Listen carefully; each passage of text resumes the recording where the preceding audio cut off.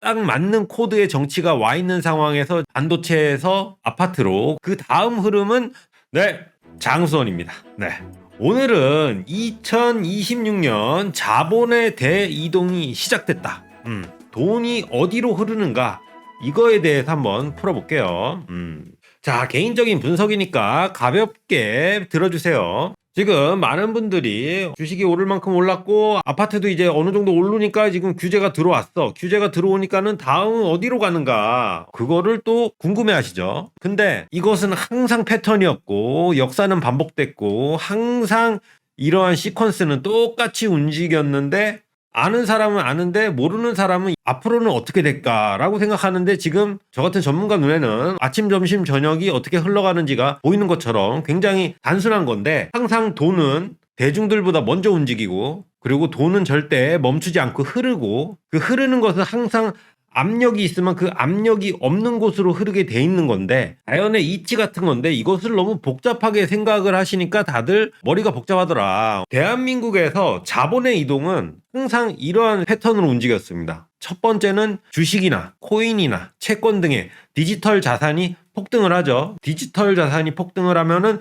거기서 유동성이 발생하고 또 정부에서 각종 지원금 등으로 돈 풀기를 하니까 시장에서 유동성이 넘치죠. 옛날에는 뭐 토지 보상도 있었어. 어찌됐든 시장에 유동성이 넘치면은 그 유동성이 가장 먼저 하는 게 이렇게 와서 아파트 시장을 올립니다. 아파트가 폭등하죠. 아파트가 난리가 나면 어떻게 돼요? 그러면 정부에서 이제 아파트를 규제로 잡습니다. 끌어내리죠. 사지도 못하게 팔지도 못하게 끌어내립니다. 끌어내리면은 그때부터 이 아파트로 가지 못하는 시장에 넘치는 유동성은 아파트로 탈출이 안 되니까 어떻게 해? 다시 상업용 부동산으로 넘어옵니다. 그 상업용 부동산에서도 가장 난이도가 적은 게 바로 상가, 오피스, 빌딩이죠. 상가, 오피스, 빌딩으로 들어옵니다. 빌딩으로 들어왔는데 그 중에서도 옥석을 가려서 좋은 거 다 나가고 없으니까 썩은 거 털어갖고 새로 짓고 썩은 거 밸류업 시키고 이거 했는데도 없으면은 그때는 이 빌딩 시장에서 이제 아예 토지 시장으로 겁니다. 자본 흐름의 마지막은 항상 토지였어요. 더 이상 투자할 곳이 없으면은 현금 흐름이 안 나와도 상관없습니다. 큰 자산을 갖고 있는 사람한테는 현금 흐름이 중요한 게 아니라 이 자산을 지킬 수 있는 내 돈을 파킹할 수 있는 그러한 자산을 파킹할 수 있는 곳이 필요한데 그게 바로 토지입니다. 인플레이션에 녹지 않고 안전하게 보관할 수 있는 거는 토지였던 거는 수많은 역사에서 증명이 된 내용이고 앞으로도 그렇고 미래도 그렇고 계속 그럴 겁니다. 그러니까 지금 이야기를 드렸던 것처럼 주식이든 정부에서 돈을 풀던지 주식이든지 코인이든지 디지털 자산 어떤 유동성이 만들어지면 그 유동성은 첫 번째 아파트를 자극하고 아파트를 자극하면 그것을 정부에서 규제를 하고 정부에서 규제하면 그것이 상업용 부동산 같은 빌딩 토지 쪽으로 흐르는 것은 역사적으로 반복된 사이클이에요. 그 사이클이고 특히 이 사이클 특징은 특정 정권 나는 이제 정치에 대해서는 중립이니까 어떤 특정 정권 성향과 딱 합치가 되면은 거의 진리더라.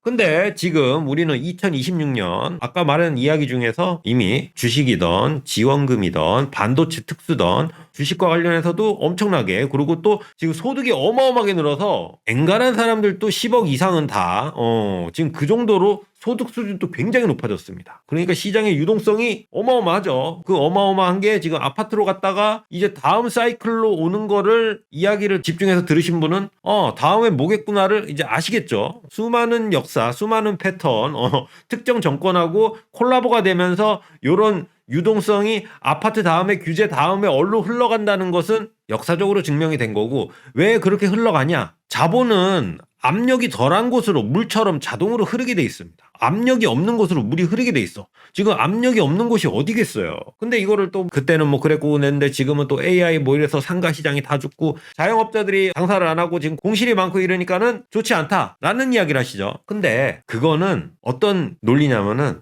내가 지금 이 자산에 투자했을 때 현금 흐름이 꼭 나와야 하는 조건. 즉 내가 캐시가 아니라 현찰이 아니라 레버리지를 쓰는 상황에서는 그게 가장 중요합니다. 근데 현금 갖고 투자하는 사람한테는 그것은 가장 중요한 게 아니에요. 얼마나 싸게 잡느냐가 중요한 거지. 왜? 현금 흐름은 사실상 레버리지 사용자한테만 해당되는 거고 레버리지하고 상관없는 현금으로 투자하시는 사람한테는 지금 당장 얼마나 싸게 좋은 걸 잡느냐가 문제지 그게 현금 흐름까지 잘 나오느냐는 따지지 않습니다. 그러니까 지금 정치가 딱 맞는 코드의 정치가 와 있는 상황에서 지금 주식 코인 반도체에서 아파트로, 그리고 아파트의 규제가 지금 사지 마라, 사면 혼낸다, 사면 안 된다라고 지금 똑같이 지난 코로나 때와 같은 상황으로 가고 있죠. 그러면 그 다음 흐름은 당연히 그거에 맞는 건데, 그 다음 흐름에서 까고 갑시다. 다음은 빌딩입니다. 그러면 이 빌딩 이야기를 좀 하면은 이제 19년부터 22년 후반, 19년부터 22년 후반 이 코로나 기간 동안에 빌딩 시장에는 굉장한 일들이 많았습니다. 특히 이 19년도 초반에 빌딩 시장에 들어가신 분들은 굉장히 많은 수익을 올렸어요. 21년, 22년 사이에 자기가 그냥 되팔던가 밸류업 시켜서 10억 대기를 하던가 아니면 썩은 거 털고 신축 엑시트를 하던가 해서 초반에 들어간 사람들은 중간에 다 엑시트하고 나왔습니다. 근데 이 사이클을 못 읽는 분은 항상 뭐가 좋다 그러면 오죠. 정말 좋다 그러면 온 데가 바로 20년 후반부터 21년 초반에 와 빌딩이 좋다더라, 건물주 돼보자, 투자할 데가 건물밖에 없다 그러면서 다 덤비던 게 20년 후반부터 21년도입니다. 그때 대한민국에서 가장 빌딩 불장이라 그러죠. 빌딩 불장. 빌딩 가격이 가장 많이 올라간 지점입니다. 그리고 22년 후반부터 23년도 그때 들어온 사람은 거의 마지막에 물린 타이밍이었죠. 그리고 그때는 정상적인 빌딩이 아니라 썩은 거, 빌딩 같지도 않은 거, 그냥 가건물 같은 거, 갓 받쳐놓은 거 이런 것도 빌딩이라고 거래가 되고, 그 다음부터는 저쪽에 그린벨트 아래 뭐 자연 녹지든지 아니면 도로가에 있는 땅 이런 것도 그냥 몇만 나오면은 그냥 토지도 다 잡았어요. 왜 그러냐면 시장의 유동성이 어마어마하게 넘치니까, 그 돈이 갈 데가 없으니까 압력이 안 받는 곳으로 가다 보니까는 빌딩다운 빌딩은 다 팔렸고, 그거 고쳐갖고 되팔던가 아니면 더 비싸게 팔던가 아니면 건물을 새로 지어서 파는 상황. 근데 그것도 다 받아준다. 왜? 아파트하고 똑같이 더 올라간다는 개념이었으니까. 그리고 그것도 다 동의나면은 썩은 것도 제값 주고 사고, 썩은 것도 없어서 이제 나중에 좋아질 것 같은 땅, 현금 흐름 하나도 안 나오는 맨 땅도 사들이는 상황까지 갑니다. 그래서 유동성의 끝은 바로 토지예요. 그래서 19년, 20년, 21년, 22년, 23년 그 코로나 기간에서 빌딩 시장에서 그 수많은 변화들, 정말 오른쪽으로 우상향하는 변화들, 그거를 체감하신 분은 이 사이클이 다시 온다 그러면은 초반에만 들어가면 나는 굉장한 수익을 올릴 수 있다라는 걸 아실 거고, 지금 빌딩 처음 보시는 분들, 빌딩 시장에 처음 기웃거리시는 분들은 뭐가 뭔지 이야기를 모르죠. 그러니까 19년 부터 23년 사이에 빌딩 시장에 한 번이라도 참여해 보셨던 분은 제 얼굴을 기억할 겁니다. 제가 그때부터 유튜브를 하고 있었기 때문에 그때는 내가 수백 개의 매물을 촬영해서 보여주니까 전국에서 전화가 왔어. 나를 멘토로 삼겠네, 선생님으로 모시겠네, 이런 사람들 많았습니다. 잠깐 자랑 좀 해봤어요. 근데 요번에는 조금 다릅니다. 뭐가 다르냐? 이 코로나 불장 때, 19년, 22년 이 코로나 불장 때는 기존의 시장에 풀려있는 어마어마한 유동성 말고도 코로나 제로금리에 의한 무한 레버리지가 가능했습니다. 그러니까 1인 법인으로 대출 막 70% 80% 이렇게 해갖고 빌딩에 막 덤비니까는 빌딩 가격이 계속 꼭지를 찍고 위로 올라가는 거죠. 받아주는 사람이 너무 많으니까 계속 올라가는 거야. 근데 빌딩은 뭐다? 정부에서 규제를 안 합니다. 왜? 이거는 온당하게 투자자들이 투자를 해갖고 자기가 한 만큼 먹는 시장이지, 아파트 시장처럼 투기하는, 자기가 어떠한 행위도 하지 않고 그냥 투기하듯이 올라가는 시장이 아니라, 빌딩 시장은 정확하게 수익률, 가치 이걸로 평가해서 올라가는 시장이다 보니까 아직까지 여러분이 빌딩 시장에 정부가 개입해서 규제를 한다, 강화한다, 투기꾼들 때려잡는다 이런 이야기 들어보신 적 없죠? 왜? 빌딩 시장은 정확하게 가치로 평가합니다. 수익률로 평가해요. 여기는 그런 투기꾼이 들어올 내용이 없어. 근데 그 코로나 불장 때는 레버리지형 투자자가 다 오다 보니까 진짜 부자들도 오지만 이 가짜 부자들, 레버리지로 덤비는 이 가짜 부자들, 이 두 개가 맞춰버리니까는 시장이 완전히 그냥 불기둥처럼 올라가 버린 거죠. 근데 문제는 뭐다? 그렇게 들어가신 분들 중에서 제대로 엑시트가 된 구조가 없더라. 왜? 레버리지를 많이 쓰면은 그게 시한폭탄이 되었고 나를 조이는 상황이 되기 때문에 적정한 가격 협상이 안 됩니다. 주는 대로 받아야 하는 상황이 되니까. 대출 많이 쓴 사람이 아쉽지 돈 들고 덤비는 사람은 아쉬운 게 없어요. 그래서 그때 코로나 불장 때 빌딩 풀 레버리지로 스타트한 사람은 지금 어느 정도 다 정리가 돼갖고 시장이 한 바퀴 돌아버렸습니다. 요즘 분위기가 어떠냐면 그렇게 해서 한 바퀴 돌아서 경매 거쳐서 시장이 한 바퀴 돌아버렸고, 그리고 지금은 또 기존에 있는 건물주들도 대출이나 공실 등으로 인해서 현금이 많이 말랐습니다. 말라서 많이 약화된 상황이고, 그리고 또 뭐다? 그 코로나 불장 때하고 다르게 지금은 또 상속에 임박한 상속 금매들이 많아졌어요. 시장에 많아졌는데, 그러면 우리한테 좋은 신호 아니냐라고 생각하시는데, 그때하고 지금하고 틀린 게 뭐냐면은, 그때는 상업용 부동산에는 대출이 거의 제한이 없었습니다. 근데 지금은 상업용 부동산도 RTI 기반으로 해갖고 이게 평가를 받아갖고 대출이 적정 수준으로만 나오는 상황이기 때문에 옛날처럼 뭐 풀 레버리지나 무리한 투자를 할 수 있는 구조 자체가 사라졌어요. 그러니까 지금은 빌딩 투자는 현찰 박치기다. 지금은 확실하게 자본이 있는 사람만 빌딩을 잡을 수 있는 구간이 됐기 때문에 매수자가 한정이 돼 있어요. 전에는 진짜 부자하고 가짜 부자하고 그냥 다 덤비니까 빌딩이 막 올라가고 물건이 동이 나고 썩은 것도 올라가고 나중에 땅까지 샀는데, 지금은 가짜 부자가 없어요. 오직 진짜 부자, 진짜 현금으로 덤비는 사람만 오기 때문에 수요자가 한정이 돼 있으니까 시장이 투명해지죠. 그리고 하나 더 좋은 건, 지금 AI 발로 상가 경기가 많이 죽었습니다. 많이 죽었는데, 이게 경기가 좋을 때는 좋은 건물, 나쁜 건물 모두 다 안실이고 다 이렇게 임대가 돌아갑니다. 그러니까는 뭐가 좋은 건지 뭐가 나쁜 건지 우리가 알 수 있는 방법이 잘 없어요. 전문가 말을 믿는 거 말고는 방법이 없는데, 지금처럼 AI 발로 경기가 어려울 때는 좋은 건물은 임대가 살아 있습니다. 안 좋은 건물은 임대가 다 깨졌어요. 그러니까 딱 가서 보면은 알아. 좋은 빌딩인지 나쁜 빌딩인지는 딱 가면 임대 세팅으로 딱 보면 바로 드러나는 구조이기 때문에 지금은 투자하기가 너무 좋죠. 옥석이 자동으로 이미 가려져 있는 상태다. 근데 코로나 때도 상가시장 다 죽고 공실 많고 앞으로는 이 오프라인 리테일 상가 임대 거의 안 될 거다고, 그런 앞으로 불황이 오래될 거라고 다들 안 좋게 봤지만은 빌딩 다 투자했죠. 왜 투자했겠어요? 유동성이 넘치면은 압력이 없는 곳으로 자본이 이동하는 거는 자연의 섭리입니다.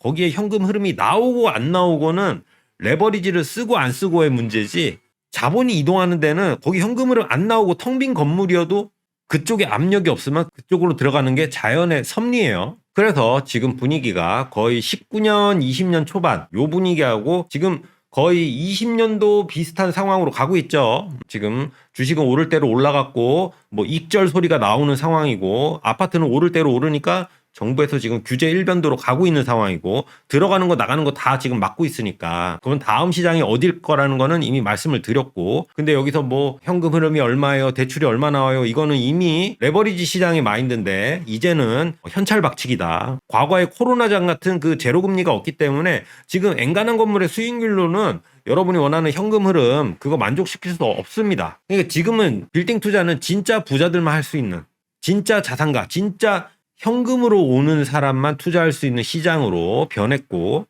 그리고 그 시장에 지금 나와 있는 매물들은 불장 이후 상당 기간을 거치면서 풀레버리지는 정리가 됐고, 대출을 많이 쓰거나 공실이 오래된 것들, 이런 것들은 이미 힘이 다 빠져갖고 거의 뭐 주는 대로 받는 상황, 그리고 상속 금매들이 또 많기 때문에 지금은 굉장히 고르기 좋은 상황입니다. 현찰 들고 와서 빌딩을 골라서 사기 딱 좋은 시장이고, 또 이미 장기간 이제 불경기가 반영이 돼서 좋은 거는 만실, 안 좋은 거는 공실, 이렇게 또 한눈에 딱 보면은 컨디션이 딱 보이기 때문에 옥석이 자동으로 가려져 있죠.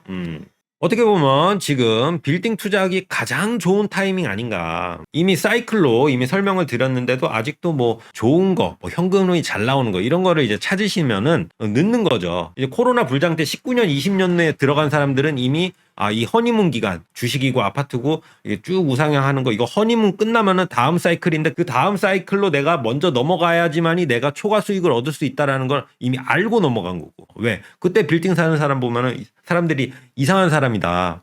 주식이 올라가고 아파트가 올라가는데 왜 빌딩을 왜 사냐? 바보다. 이랬는데 그 다음 사이클로 먼저 이동한 거죠. 왜냐면은 지금 좋다. 지금 좋다라는 말은 가장 위험하다는 말입니다. 무슨 말이냐면 지금 좋다라는 건 이제 내려갈 부분이고, 내려갈 때는 엑시트가 안 되죠. 빌딩이 좋다 그래갖고 빌딩 좋다네 그럼 넘어가야지 하고 그때 주식을 팔려거나 아파트를 팔려고 그러면은 그쪽에서 뭔가 브레이크가 걸립니다. 물리는 거죠. 다음 자산으로 이동할 때, 다음 자산이 좋아질 때는 그 전 자산들은 안 좋은 상황이기 때문에 빠져나올 수가 없습니다. 좋은 건물을 발견했는데 아파트가 안 팔려.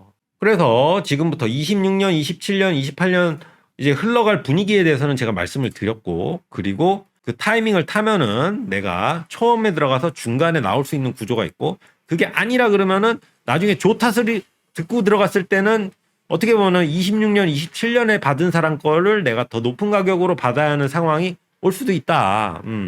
그리고 마지막에는 빌딩이 아니라 토지에 들어가실 수도 있어요. 나중에 좋은 거 다 빠지면 토지밖에 안 남습니다. 마지막으로 드릴 말씀은 지금 뭐 다 어렵고 안 좋고 인구가 줄어들고 뭐 이런 이야기를 합니다. 코로나 때도 했어요. 죽고 앞으로는 사람들이 다 온라인으로만 하고 오프라인 사용 안 하고 그러니까 빌딩 상가 이런 거는 이제 소용이 없어진다고 이야기했습니다. 하지만 그렇지 않았죠. 왜? 자산이라는 거는 항상 압력이 없는 곳으로 흐르게 돼 있고 그리고 지금 저출산 고령화로 수도권으로 모이고 있죠. 뭐냐면은 인구하고 소비가 압축이 되는 겁니다. 압축. 그러니까 어딘가에서 사라지면 어딘가로 몰리고 어딘가로 몰리면 그쪽으로 압축이 되기 때문에 그 압축이 되는 곳에 토지는 장기적으로 우상향하게 되어 있습니다. 부동산의 끝은 토지고 자산의 흐름의 끝은 항상 토지였습니다. 그래서 모든 수요는 수도권, 서울 중심으로 오고 그 수도권, 서울 중심의 주요 상권으로 압축이 될 거다. 그 압축이 되는 곳에 내 빌딩이 어디 있느냐, 내 땅이 어디 있느냐. 그걸 한번 생각을 해보시면은 그렇게 투자가 어렵지 않을 거예요. 자, 이렇게 개인적으로 과거 특정 정권, 특정 흐름 이 사이클로 인해서 어떻게 돈이 흘러왔고 자산이 어떻게 하고 그 다음 루틴으로 어떻게 넘어가고에 대해서 한번 개인적인 의견을 쭉 설명드려봤는데 어떻게 신빙성이 있는지 없는지 그거는 본인이 이 게임에 참여를 얼마나 오래 하셨느냐에 따라서 달려 있습니다. 그 사이클을 겪어보신 분은 지금 제 이야기가 첫 번째, 두 번째, 요번에 세 번째 타이밍이 왔구나라는 생각이 드실 거고 그 사이클을 안 겪어보신 분은 뻥같이 들리죠. 뻥같이 들릴 거예요.